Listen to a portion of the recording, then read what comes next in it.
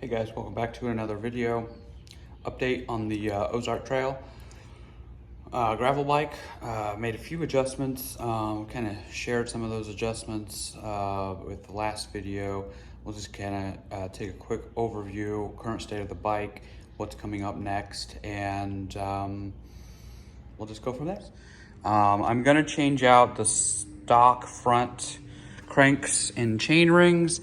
I just don't like it. It's really ugly. It works just fine, but I'm gonna switch it out for the Shimano similar setup. It's still gonna be a 2x, still the same gearing at 30-46, but it's an external bottom bracket type. So I'm gonna get rid of the square taper. All right, so I'm gonna try to do this as quickly as possible, not worry about the camera stopping. I'm gonna try to keep my eye on it. But you basically just unscrew this to reveal the square taper underneath. So basically the idea is you have this is a crank puller for a square taper bottom bracket. You can find these on Amazon relatively cheap. I've had this one for about 4 or 5 years now. So you take this part here, you thread it in, put this on top of here, and then you thread this through that, which is also threaded inside, until you get it to knock up against that square taper of the spindle on the bottom bracket. So basically, you have to push a lot of force on this, and it's kind of awkward for me right now because I'm trying to avoid bumping the camera. Sometimes it helps. Use a rag, or if you have some gloves, just to keep your hand protected off. And eventually it should just slide right off. There it is.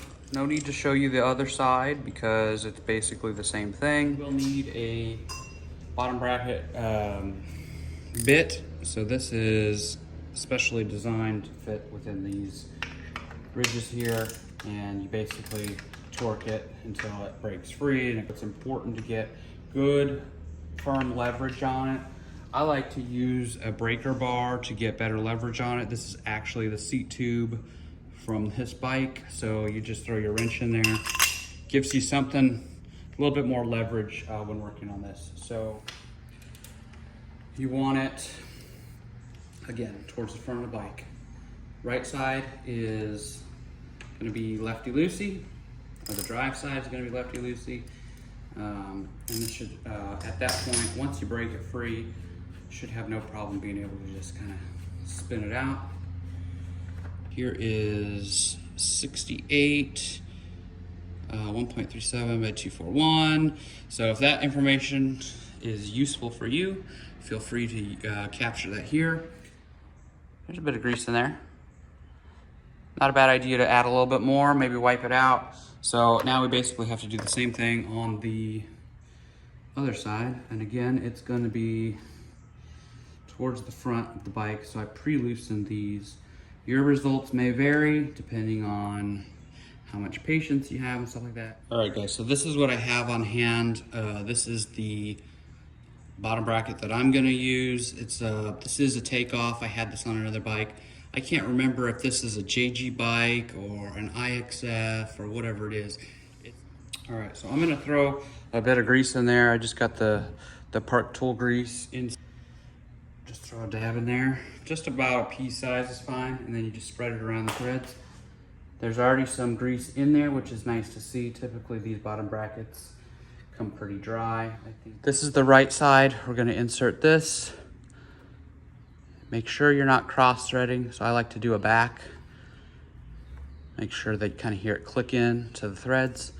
You can hand tighten these. I did leave that spacer on, didn't I? So this, in theory, should just pop right through. All right, guys, so now that I've got that kind of figured out, this is kind of what I was telling you about. You might not be able to tell on the camera, but there's teeth in there, and it'll line up with this spindle. So this lines up. You can kind of tell, obviously you don't want your pedals to be going the same direction, but you can only put this on one way. I don't know if we'll be able to pick that up. You can probably see it there. So this basically goes in here. You torque this down. You don't want it to be super tight, but just tight enough to where it brings everything in nicely. You want to have a free flowing crank. You don't want it to be like super stiff. If you tighten this up too much, your cranks you'll feel the effect of it. It'll be harder to pedal. So just enough to bring everything together, similar to your stem cap up front on the handlebars. So this one, I do have a tool for that. They make a tool for that, but this just kind of goes in through here, just like that. You don't necessarily need it. You could probably do it with your hand, but it's always nice to be able to say you did it somewhat right. Again, I like to reverse thread just a bit until you hear it click into the threads, real light, because this isn't holding your cranks on. This is just bringing everything together. So just give it a quick couple of turns. It doesn't have to be super snug. You don't want it to be super tight anyway, because this plastic piece is probably easy to strip out those threads. 5mm Allen head, Allen wrench. Yep, it's 5. And you just tighten down the pinch bolts like you would on the stem. I like to do one side at a time, just about finger tight, and then you can start doing it a little bit more. So again, I go by feel, not, you know, hulking on it or anything like that. All right, guys, quick update. So I ended up taking the bottom bracket back off, sliding the cranks through. Once I ended up taking that spacer out, I'm gonna try it without the spacer to see if that'll help me not need to have to adjust the front derailleur. I'm gonna push the crank. All right, guys, so I've got the, I got the thing, it's all done. This took, I don't know, with the camera work and everything, maybe 40 minutes. So give yourself an hour and a half. You should be able to do this if that's something that you're interested in. I think personally it looks a whole heck of a lot better. At least it's got that Shimano name on there. It's a budget option here, but it works. It might be lighter, we don't know yet. I might weigh it. This is my final opinion on this. A lot of people are already talking about converting this to a 1x. That's great. If you want to do that, feel free. However, I have had the Poseidon X, I've had the Poseidon X Ambition. Those were 1x's. Those were 1x9 or 1x10 with a 11 to 48 tooth cassette in the back and a 38 ring in the front. That's fine if you're going off-road, if you're doing trails, stuff like that. Actual true gravel riding, I don't know, I've never done it. But a 1x leaves a lot to be desired. When it comes to riding this style bike, you've got drop bars, you've got a more aggressive aerodynamic positioning that you're in. I want to get a little bit of speed on this. 99% of the time that I'm riding this bike, I'm going to be on the pavement.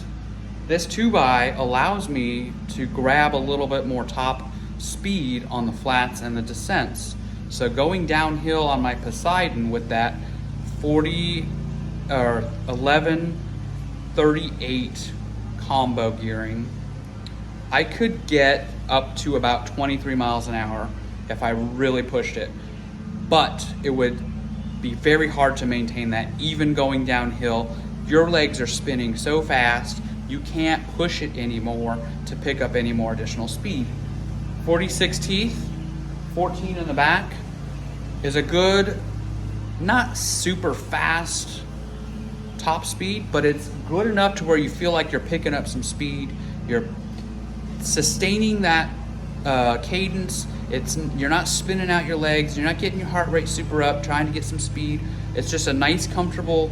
I didn't have a super big hill to test it on. It was a very slight incline and decline when I was riding the other day. Not huge climbs, not huge descents. But I got up to like 20, 26.